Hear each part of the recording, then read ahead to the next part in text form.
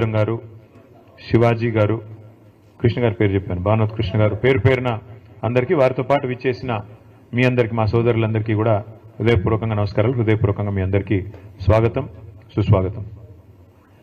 ప్రభాకర్ రావు గారు మాట్లాడుతూ సింగరేణి కార్మికులకి కేసీఆర్ గారు చేసిన మేలు గురించి చాలా వివరంగా, వారసత్వ ఉద్యోగాలు ఎట్లా ఇచ్చినారు, ఆరోగ్యపరమైన సమస్యలు వస్తే ఎట్లా ఆదుకున్నారు, ఇవన్నీ కూడా చాలా వివరంగా చెప్పారు. కానీ ఆశ్చర్యం ఏంటంటే సింగరేణి బెల్ట్లో ఉన్న 13 నియోజకవర్గాల్లో మనం ఓడిపోయాం.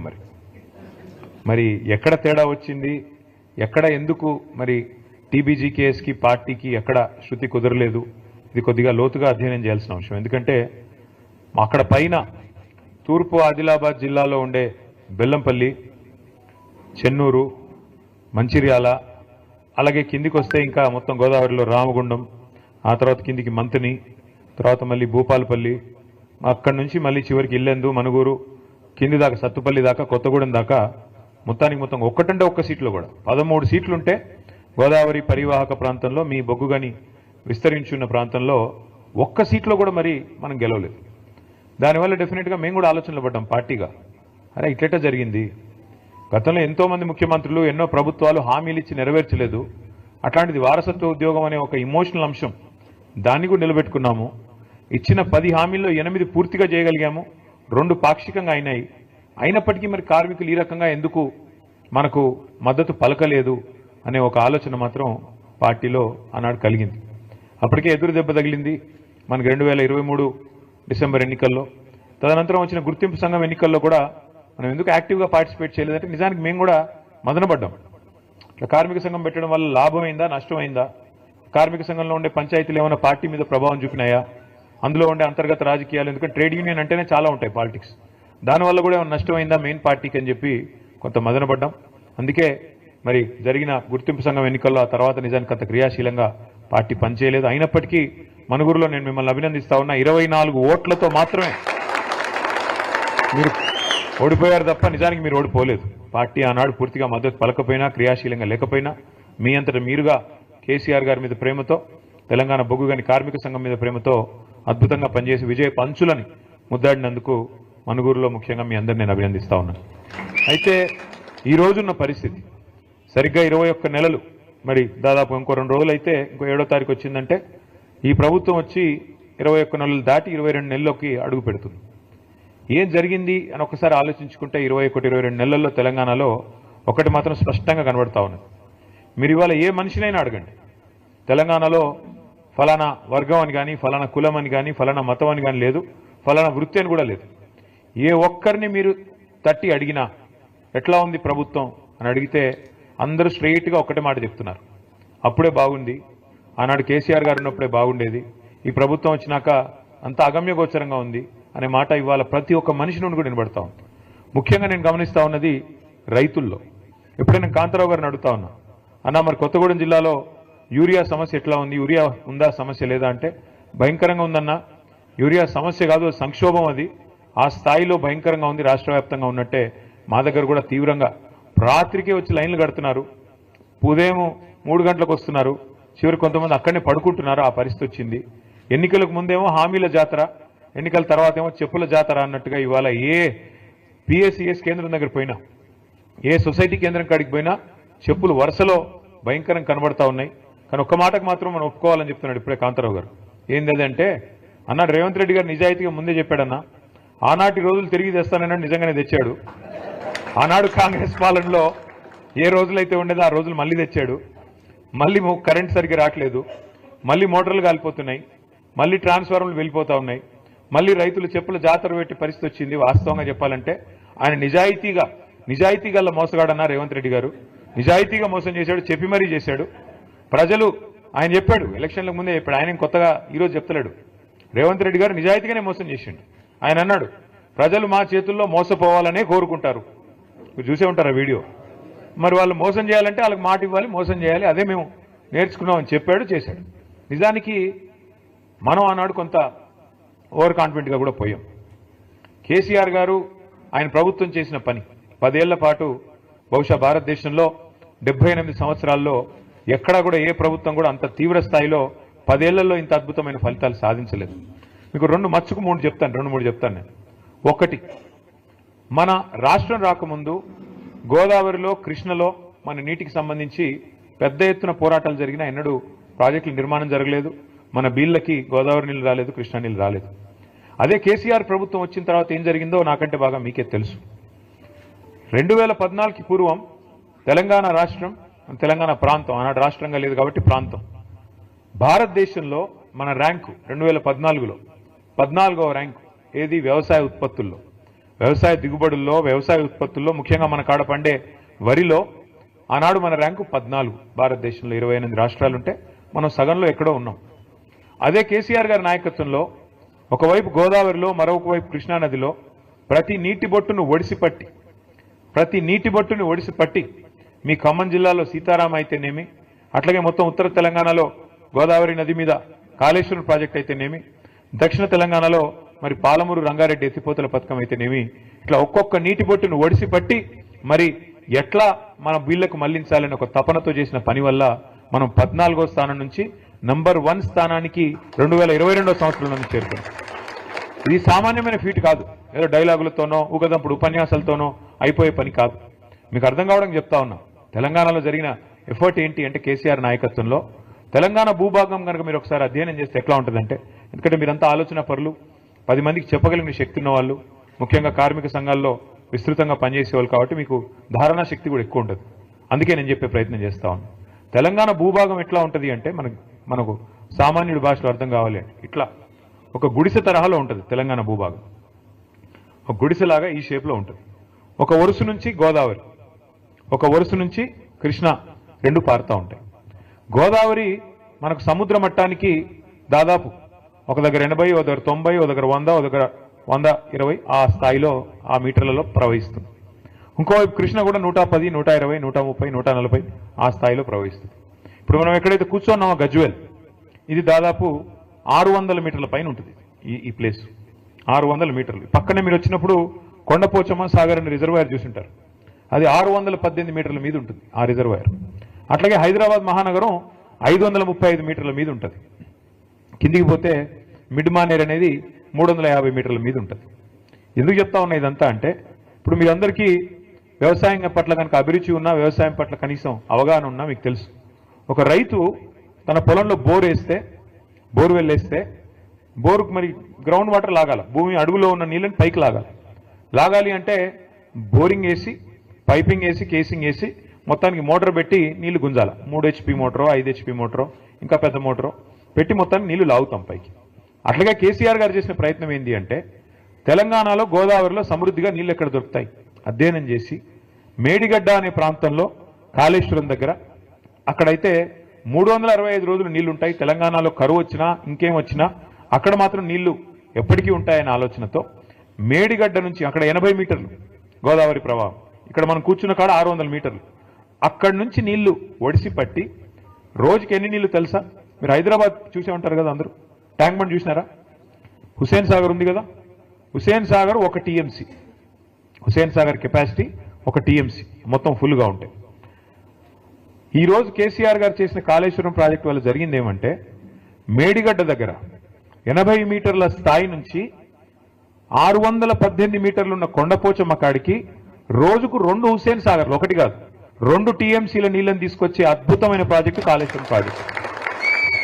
ఒక రైతు బావిలో మన పొలంలో బోర్వెల్ వేస్తే ఎట్లయితే నీళ్లు పైకి లాగుతామో మోటార్ పెట్టి, అట్లాగే మరి రోజుకు 2 హుస్సేన్ సాగర్లో బట్టి నీళ్లు పైకి తోడాలంటే ఒక బకెటేసి లాగలేం కదా. పెద్ద బాహుబలి మోటార్లు పెట్టి 140 మెగావాట్ల మోటార్ ఒక్కొక్కటి, అట్లాంటి 21 పంప్ హౌజ్లు, 19 సబ్స్టేషన్లు ఉన్నాయి కాళేశ్వరం సిస్టంలో. దానివల్ల అక్కడ గోదావరి 80 మీటర్ల నుంచి తీసుకొని ఒక్కొక్క స్టేజ్ ఎక్కిస్తూ మధ్యలో 300 మీటర్ల కాడికి మిడ్మానేర్ తెచ్చి అక్కడి నుంచి పైకి తెచ్చి అట్లా 15 రిజర్వాయర్లు, అట్లా 19 పంప్ హౌజ్లు, 21 సబ్స్టేషన్లు, 100 కిలోమీటర్ల గ్రావిటీ మన సొరంగ మార్గాలు, 1000 కిలోమీటర్ల గ్రావిటీ ఛానల్స్, ఇవన్నిటి సమాహారం కాళేశ్వరం. 3 బ్యారేజీలు, ఇవన్నిటి సమాహారం కాళేశ్వరం. అట్లాంటి ప్రాజెక్టు కాళేశ్వరం ప్రపంచంలోనే అతి పెద్ద లిఫ్ట్ ఇరిగేషన్ ప్రాజెక్ట్ ఎక్కడ? ప్రపంచంలో, భారతదేశంలో కాదు. ఎక్కడ ఉంది అంటే మన తెలంగాణలో ఉంది. దాని పేరు కాళేశ్వరం. ఇవాళ కేసీఆర్ గారు చేసిన బృహత్ ప్రయత్నం వల్ల, భగీరథ సంకల్పం వల్ల మరి అప్పుడెప్పుడో శివుడు గంగను భూమి నుంచి దివికి దింపారంటారు, ఇది ఆకాశం నుంచి కిందికి తీసుకొచ్చారంటారు. కానీ కేసీఆర్ గారు చేసింది ఏం తెలుసా? కింది నుంచి మీదికి తీసుకొచ్చి ఇవాళ 80 మీటర్ల నుంచి 618 మీటర్లకు తెచ్చితే దానివల్ల ఏం జరిగింది? ఒక రైతుల పొలాలకు నీళ్లు మాత్రమే కాదు, మార్గ మధ్యంలో ఉండే అన్ని గ్రామాలు అన్ని పట్టణాలకి మంచినీళ్ళు. అట్లాగే ఇప్పుడే నేను మీకు చెప్పాను, హైదరాబాద్ మహానగరం 535 మీటర్ల మీద ఉంటుంది. ఇప్పుడు మనం కూర్చున్న ప్రాంతం కొండపోచమ్మ సాగర్ 15 టీఎంసీల సామర్థ్యం, అంటే 15 హుసేన్ సాగర్ల సామర్థ్యం.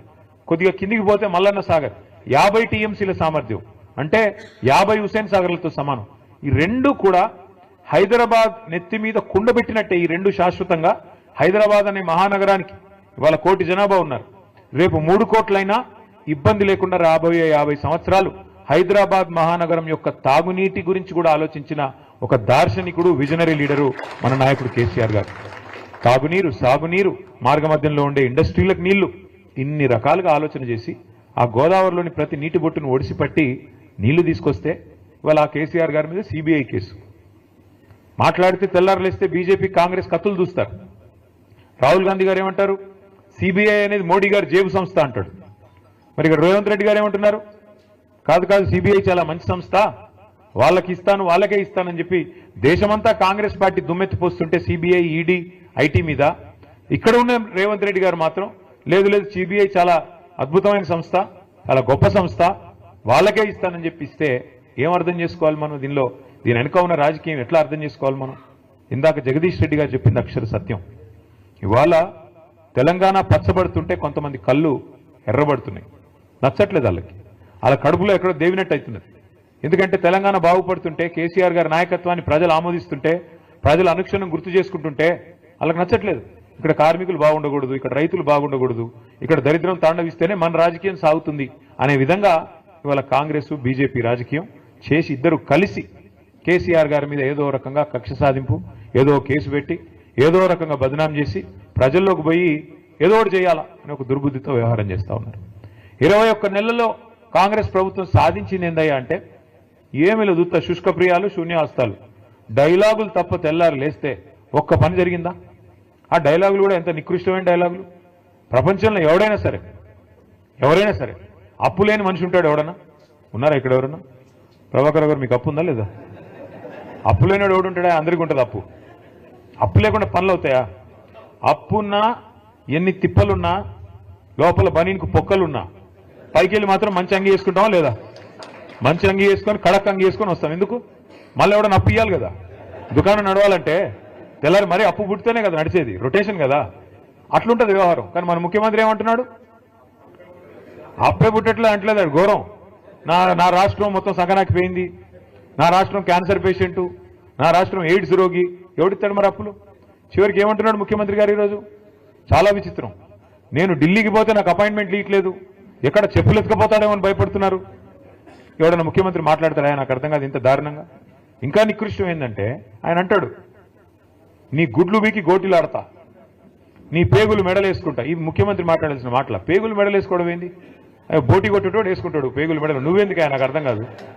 ఈయనే ముఖ్యమంత్రి, లంకె బిందెలు ఉన్నాయనుకుని వచ్చినా. నేను చాలా మంది ముఖ్యమంత్రులు చూసాం మేము అందరం కూడా. రాజశేఖర రెడ్డి గారు, చంద్రబాబు నాయుడు గారు, ఎన్టీ రామారావు గారు, కిరణ్ కుమార్ రెడ్డి గారు, రోసయ్య గారు, చాలా మందిని చూసినాం. ఇట్లాంటి ముఖ్యమంత్రిని మాత్రం ఎవరిని చూడలేదు. కేసీఆర్ గారు ఒకరు కాదు, ఇంతమంది ముఖ్యమంత్రులు చూస్తే ఈరోజు ఇంత విచిత్రమైన ముఖ్యమంత్రి. ఇప్పుడు ఎన్నికల ముందు ఆయనే హామీ ఇచ్చాడు, నోటికొచ్చిన హామీలు, ఒకటి ఇట్లా అట్లాగా 420 హామీలు, ఎవరికి ఏది అడిగితే అది ఇస్తా పో అన్నాడు. అర్రాస్ పాట లెక్కనే, వేలం పాటలాగా. ఏది? కేసీఆర్ 2000 ఇస్తుండా, నేను 4000 ఇస్తా. కేసీఆర్ ఒక ముసలమ్మకే ఇస్తున్నాడా, నేను ఇద్దరికి ఇస్తా. కేసీఆర్ ₹1,00,000 ఇస్తుండా, నేను తులం బంగారం ఇస్తా. కేసీఆర్ 10,000 ఇస్తుండా, నేను 15,000 ఇస్తా. కేసీఆర్ ఇంత ఇస్తే నేను అంత ఇస్తా, అంత ఇస్తే ఇంత ఇస్తా. నోటికొచ్చినట్టు వాగి, అది కూడా ఏంటి మళ్ళీ మీ జిల్లాలో ఉన్న ఉప ముఖ్యమంత్రి భట్టి గారు, ఆయన డైలాగులు బీభత్సమైన డైలాగులు. ఈ గ్యారంటీ కార్డు భద్రంగా పెట్టుకోండి, మేము వస్తానే ఉన్నాం, జాగ్రత్తగా దాచిపెట్టుకోండి, 100 రోజుల్లోనే చేసేస్తాం.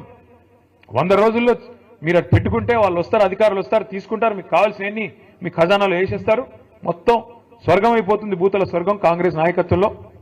ఆ రోజు డైలాగులు. ఆ రోజు అడిగారు విలేకరులు, అయ్యా మరి మీరు చెప్తున్నాయన్నీ అమలు చేయాలంటే 4 స్టేట్ల బడ్జెట్ కావాలా, 4 దక్షిణాది రాష్ట్రాల బడ్జెట్ కావాలా, ఎట్లా చేస్తారా స్వామి అంటే, మా కాంగ్రెస్ పార్టీకి చాలా తెలివి ఉంది, మాది 100 సంవత్సరాల చరిత్ర, మావాడు ఒక్కొక్కడు 6 ఫీట్లు ఉన్నాడు, మాకు తెలియలేదంటారా, బ్రహ్మాండంగా సంపద పెంచుతాం, మేము ఇది చేస్తాం అది చేస్తాం అని డైలాగ్. ఇవాళ ఏమైందా అంటే బీదర్పులు ఏమని కేసీఆర్ దివాలా చేయించాడు, అప్పులపాలైపోయింది రాష్ట్రం. నేను ఒక్కటే అడుగుతా ఉన్నా మిమ్మల్ని, కాంగ్రెస్ నాయకుల్ని కానీ మిమ్మల్ని కానీ ఆలోచించమని అడుగుతా ఉన్నా. కేసీఆర్ గారు ముఖ్యమంత్రిగా ఉన్నప్పుడు కరోనా మహమ్మారి మొత్తం ప్రపంచం అంతా వచ్చింది, మన దాంతోపాటు మనకు కూడా వచ్చింది. ఎవడో అనుకోలే మూతికి బట్టలు కట్టుకొని ఇంట్లో కూర్చుంటామని. కూర్చున్నాం, బతుకుంటే బల్సార్ తినొచ్చు అని చెప్పి ఎవరింట్లో వాళ్ళు నోరు మూసుకుని మొత్తం దాదాపు సంవత్సరంన్నర కూర్చున్నాం. దానివల్ల ఏమైంది, ₹1 ఆదాయం లేదు ప్రభుత్వానికి అన్నాడు, రూపాయి కూడా లేదు. ఎందుకంటే బయట పనులు జరుగుతూనే కదా ప్రభుత్వానికి ఆదాయం వచ్చేది. బొగ్గు కానీ నడిస్తే, అక్కడ బొగ్గు తవ్వితే, బొగ్గు బయటకు వస్తే, బొగ్గు అమ్మితే అట్లే కదా ఆదాయం వచ్చేది. సింగరేణి సంస్థ కూడా దాని నుంచి వస్తుంది. అందులో మాకు కూడా ట్యాక్స్ రూపంలో గవర్నమెంట్ డబ్బులు వస్తాయి. ఒకడు సబ్బు కొనాలి, ఒకడు పప్పు కొనాలి, ఒకడు ఉప్పు కొనాలి, అవి కొంటేనే కదా ఆదాయం వచ్చేది. ఏదీ లేదు. మొత్తం సంవత్సరం పాటు ఎక్కడక్కడ తలుపులు బిడాయించుకొని ఇంట్లో ఉన్నారు. దానివల్ల ఏమైంది, ఆదాయం 0. కేసీఆర్ గారు ముఖ్యమంత్రిగా ఉన్నప్పుడు, ప్రభుత్వం ఉన్నప్పుడు ఆదాయం 0 అయినా రైతు బంధు ఆగిందా, పెన్షన్లు ఆగినాయా, కళ్యాణ లక్ష్మి ఆగిందా, షాదీ ముబారక్ ఆగిందా, పంటల కొనుగోలు ఆగినాయా, అంటే జీతాలు ఆగినాయా, కొద్దిగా ఆలస్యంగా పడ్డాయేమో, ఆగలేదు కదా. దమ్మున్న నాయకుడుంటే, దమ్మిడి లేకపోయినా సంక్షేమ పథకాలు ఆగవు. ప్రభుత్వం చిత్తశుద్ధి గల ప్రభుత్వం ఉంటే పనులు చేస్తారు తప్ప సాకులు వెతకదు. ఈ సన్నాసులు వీళ్ళకి పని చేయడం చేత కాదు, వాళ్ళ ప్రభుత్వం నడపడం చేత కాదు. ఎంతసేపు ఢిల్లీకి మూటలు పంపాలా, పదవులు కాపాడుకోవాలా తప్ప ఇంకో సోయి లేదు. ఏం చేయాలి మరి, తెల్లారులైతే కేసీఆర్ తిట్టాలి, తిడితే చివరికి ఆఖరి పార్లమెంట్లో కూడా మన వాళ్ళు బీజేపీ ఎంపీయే రఘునందన్ రావు అని బీజేపీ ఎంపీ ఉంటే ఆయన ప్రశ్న వేసినాడు పార్లమెంట్లో. ఏమని, అసలు తెలంగాణలో అప్పులు ఎంత అని కేంద్ర ప్రభుత్వాన్ని అడిగినాడు. కేంద్ర ప్రభుత్వం కుండబద్దలు కొట్టినట్టు చెప్పింది. మొత్తం లెక్కలు controller and auditor general, finance department వాళ్ళందరిని అడిగి తీసుకొని కుండబద్దలు కొట్టినట్టు చెప్పింది. 10 ఏళ్లలో కేసీఆర్ ప్రభుత్వం చేసిన అప్పు, వదిలిపెట్టిపోయిన అప్పు 3.5 లక్షల కోట్లు. అందులో కేసీఆర్ గారు రాకంటే ముందే 72,000 ఉంది, ఆయన వచ్చినాక 2,80,000 కోట్ల అప్పు చేసినాడు. ఇది మాత్రమే అప్పు అంటూ మన కేంద్ర ప్రభుత్వం స్పష్టంగా పార్లమెంట్లో చెప్పింది. అయినా సిగ్గులేదు. కేంద్ర ప్రభుత్వం పార్లమెంట్లో చెప్పిన సిగ్గు ఎంత మాత్రం లేదు కాంగ్రెస్ వాళ్ళకి. ఒకడు 6 లక్షలు అంటాడు, ఇంకొకడు 7 లక్షలు అంటాడు, ఇంకోటి 8 లక్షలు. ఎవడికి నోటికి ఎంత వస్తే అంత, ఏడికి ఎంత వస్తే ఎంత తోస్తే, ఎక్కడ ఉంటే అక్కడ నోటికి ఎంత వస్తే అంత మాట్లాడుతూ ఉన్నారు. ఆధారం ఏంది, ప్రామాణికం ఏంది, పత్రం ఏంటంటే ఎవరి దగ్గర ఏం లేదు.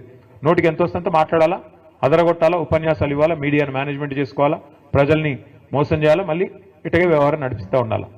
ఏం చేస్తున్నారు సక్సెస్ఫుల్గా వాళ్ళు, వాళ్ళ మీదికి రాకూడదు దృష్టి. అందుకే ఏం చేస్తున్నారు, 6 గ్యారెంటీలు ఎవరు అడగొద్దు, సింగరేణిలో ఇచ్చిన హామీలు మీరు అడగొద్దు.